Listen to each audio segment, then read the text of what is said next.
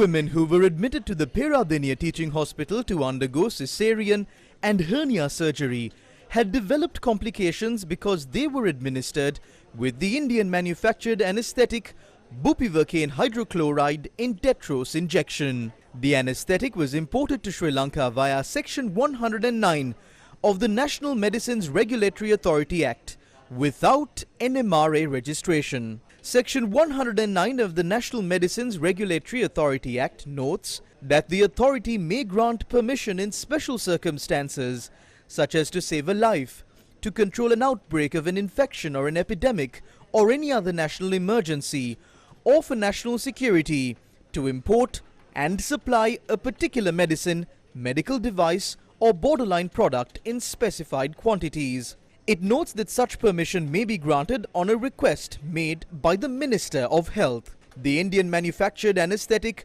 bupivacaine hydrochloride in dextrose injection was imported to Sri Lanka via this provision.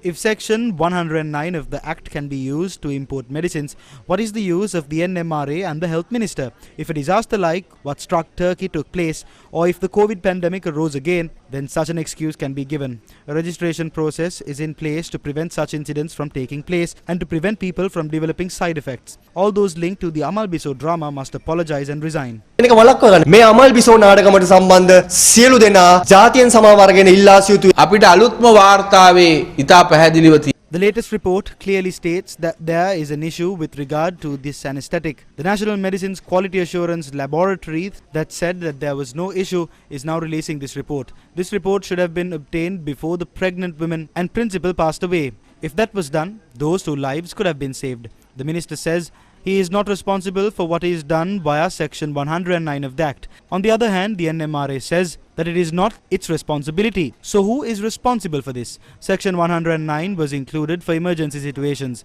Was there an emergency situation in Sri Lanka at the time when importing this anesthetic? Did the Health Minister request to deviate from due process and follow this method? Can a report be produced by amending the dates?